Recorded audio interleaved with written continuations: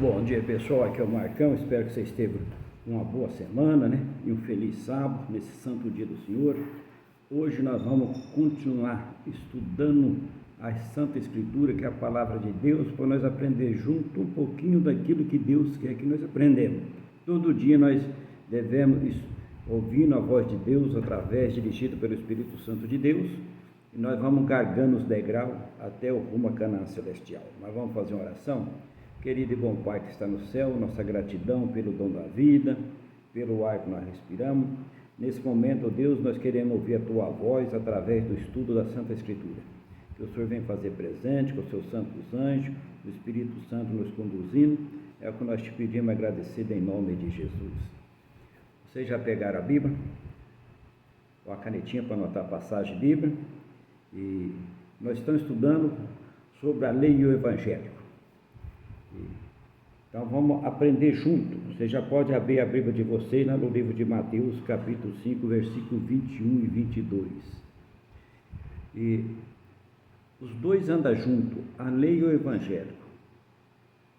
O Evangelho que é a palavra de Deus, o amor de Deus, ensinando nós a andar no caminho dele. A lei nos mostrando o caminho que nós devemos seguir para nós não sair fora, por isso que é a lei.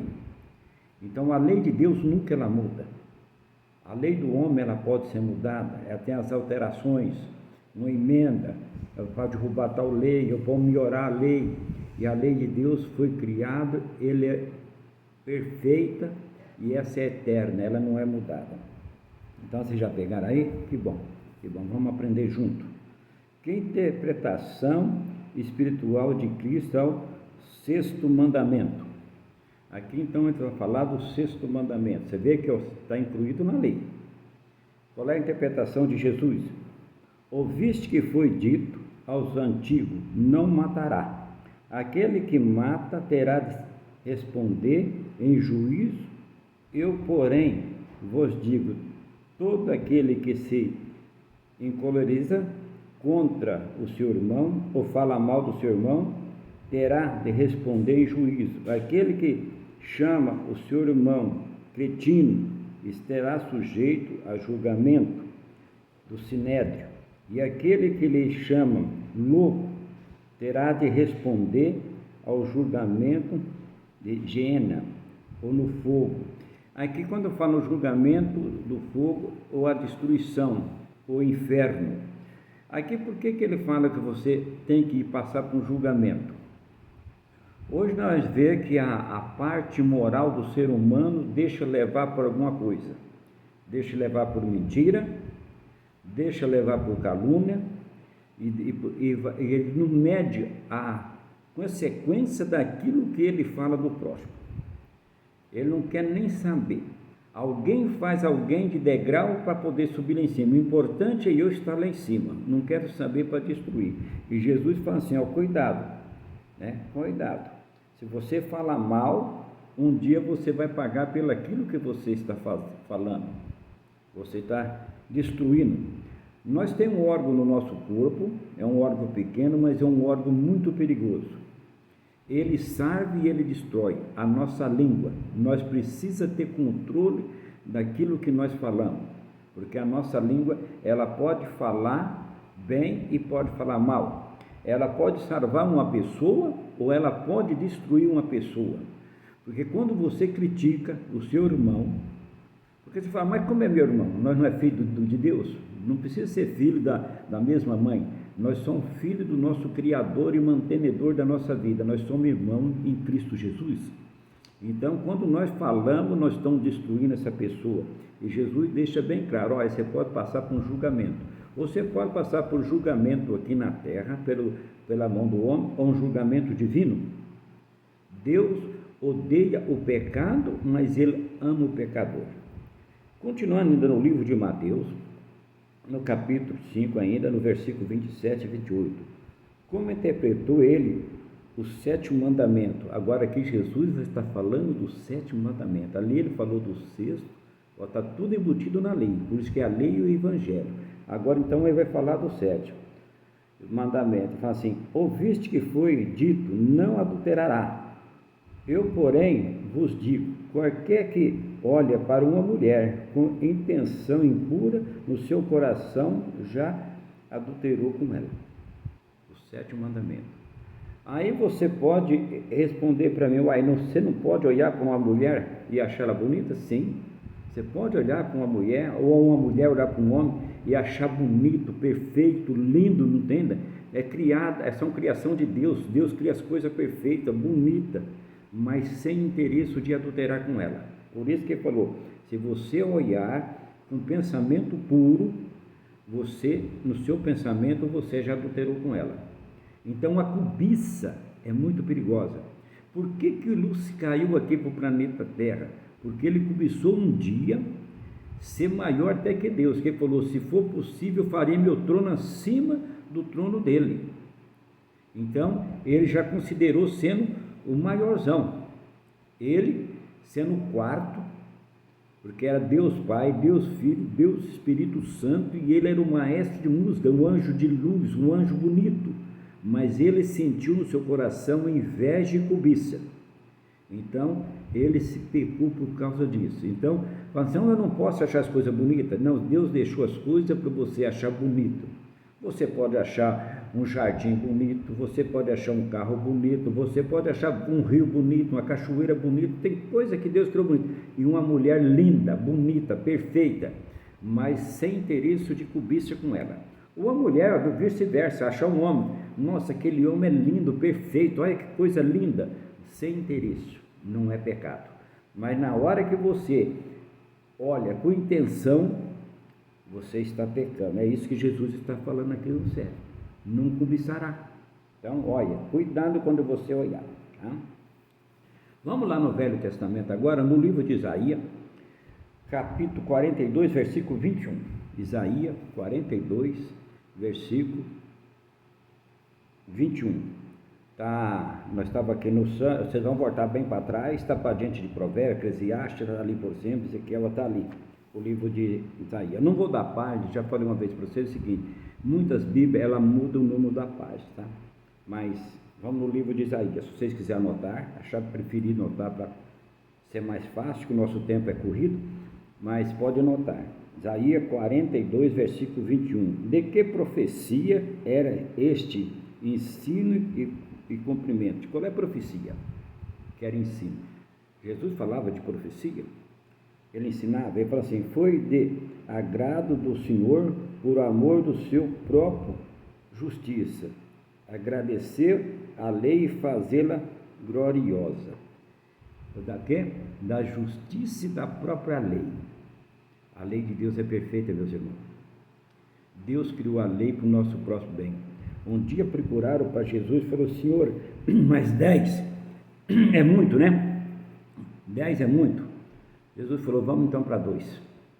Você vê, de 10 para 2 melhorou bastante. Ele falou, ama a Deus sobre todas as coisas. Colocou os 4 mandamentos. E o próximo igual a ti mesmo. Colocou os outros 6. Então, a lei de Deus é perfeita. Se eu quero o bem para mim, eu quero o bem de vocês. Tá? Se eu quero a minha salvação, eu quero que vocês se salvam. Eu quero aprender a estudar a Bíblia, nós estamos estudando para aprender junto. É isso que Deus quer. A lei de Deus é perfeita, ela é assim. Cristo não somente deu interpretação espiritual à lei e observou ele próprio de acordo com essa interpretação, mas morrendo na cruz para pagar a penalidade da transgressão da lei, mostrou sua santidade, natureza imutável. Dessa maneira, sobretudo, engrandeceu a lei e mostrou-lhe a natureza imutável, imperecível, de grande alcance. Jesus morreu na cruz para pagar um pecado, para cumprir a lei. Ele morreu ali para o meu pecado, o pecado de cada um de vocês, pelo pecado da humanidade no mundo todo, para cumprir uma lei. Qual é a lei? Porque Deus tinha falado, o salário do pecado é morte, transgressão. E um dia foi transgredido a ordem de Deus, lá no jardim do Éden, desobediência. Quando o ser humano desobedece, ele paga-se com a sequência. Não tem como não pagar, porque foi assim. Então Deus foi injusto? Não. Deus é justo e amoroso. Ele é tão amoroso que nós não tínhamos condições de pagar a nossa dívida. Estava na lei que o salário do pecado tinha que ser pago, porque foi uma transgressão. Jesus falou: Pai, eu resolvo isso, eu vou lá. Jesus veio e morreu. Por que ele morreu de braços abertos? Abraçando todos, pagando o pecado de todos. E muitas vezes o ser humano não aceita esse sacrifício de Jesus, aquele sangue que foi derramado para pagar uma dívida muito cara. E hoje ele só pede uma coisa: segue meu caminho, eu sou o caminho, a verdade e a vida. Quem vem a mim, jamais eu lançarei fora. Ele quer que nós andamos junto com ele. Ele quer que nós andamos junto. No livro de Gálatas, vamos voltar lá no Novo Testamento agora. No livro de Gálatas, capítulo 3, versículo 8. Você está vendo que nós estamos pegando um pouquinho no velho e um pouquinho no novo. Muitas vezes nós temos que estudar o novo, estudar o velho, para nós entendermos tudo aquilo que Deus quer que nós aprendemos nele. Então, Gálatas 3, 8. Em que promessa foi o evangelho pregado a Abrão? Foi pregado o evangelho lá para Abrão? Foi pregado o evangelho, igual hoje está sendo pregado para nós através do estudo da Santa Escritura. Os profetas falavam e pregavam. Jesus, quando os 3 anos e meio de ministério, ele pregou o evangelho falando do amor de Deus, mostrando o caminho. Eu sou o caminho, a verdade e a vida. Quem vem a mim, jamais eu lançarei fora. Então, assim, ora, tendo a Escritura previsto que Deus justificaria pela fé o gentio, plenitúcia, o evangelho, prometeu o evangelho a Abraão: em ti será abençoado todo o povo da terra. Por isso que ele é considerado o pai da fé, o pai da nação. Através dele, através do filho dele, de Isaac, a grande nação da terra também seria abençoada através dali. Deus abençoou. E Deus hoje nos abençoe através do ensino dele e da Escritura. Através de, às vezes, pode ser um padre, pode ser um bispo, pode ser um pastor, pode ser um ancião, pode ser um leigo. Ele vem e fala do amor de Deus, da promessa de Deus. Ele está ensinando o caminho que devemos andar. No livro de Romanos, capítulo 4, versículo 3. Romanos, capítulo 4, versículo 3. Em que base foi Abrão tido como justo? Abrão foi considerado como justo, né? E qual é a base? Qual é o sentido, então, que foi considerado que ele era justo? Lá, então, Romanos 4,3, ele fala assim: pois que disse as Escrituras a Abrão, creu em Deus, esse lhe foi imputado para a justiça. Então, qual é a base que foi considerado ele justo? Fé. Sem fé é impossível agradar a Deus. Nós estamos estudando. Se nós não ter fé daquilo que está escrito aqui, que foi por ordem de Deus, não tem sentido isso que nós estamos estudando. Mas pela fé, nós estudando, então as Escrituras nos dizem aqui que Abrão creu que em Deus, na palavra de Deus, ele foi imputado para a justiça. Deus então falou: você é justo, você crê em mim, você é justo, né? E então creu. Tem uma história dele com o filho dele, com um próprio estudo. Um dia que nós estudar, nós vamos falar assim, vamos fé. Meus queridos, vocês que estão estudando a palavra de Deus comigo e eu com vocês, é através da fé que nós podemos crer, né? Por exemplo, os discípulos andaram com Jesus, eles viram Jesus. Muitas multidões naquele tempo viram Jesus. E hoje, que jeito que nós vemos? Através da fé. Fala que hoje nós vemos como um espelho, através do estudo, mas um dia nós vamos ver ele face a face. Moisés teve um privilégio muito grande. Ele conversava com Deus, mas ele viu Deus pelas costas. Lá no monte, quando ele ficou 40 dias, 40 noites lá conversando com Deus, ele falou: Senhor, já que nós estamos aqui num diálogo, conversando, deixa eu ver o seu rosto. Deus falou para ele, não, Moisés, você não pode ver meu rosto. Se você ver meu rosto, você vai fumigar daqui, você morre agora.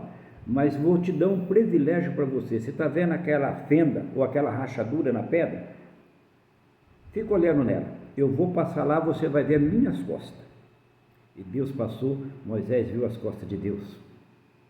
E a glória de Deus foi tão grande, quando ele desceu no monte, ele teve que cobrir o rosto, porque o povo não conseguia olhar no rosto de Moisés. O resplendor, só das costas de Deus, ele viu. Mas ele foi um homem que teve um privilégio, conversava com Deus. Ele ouvia Deus, Deus ouvia ele. Então, hoje nós conversamos com Deus através das nossas orações. Ouvimos a voz de Deus através do estudo da Santa Escritura. Para isso chama fé.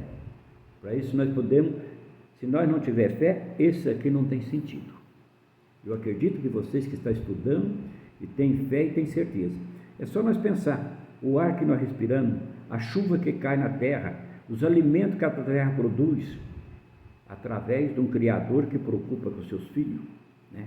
A promessa dele é de um dia nós estar com ele. Lá no livro de João, capítulo 17, a oração de Jesus, ele fala, Pai, a minha vontade que aonde eu esteja eles também, como eu em ti e eles em mim. Então é a vontade, depende de nós aceitarmos. Vamos ainda no livro de Romanos, capítulo 3, versículo 20. Romanos, capítulo 3, versículo 20. Ele fala assim, que texto elimina todas as esperanças da justiça, da justificação pelas obras. Que texto?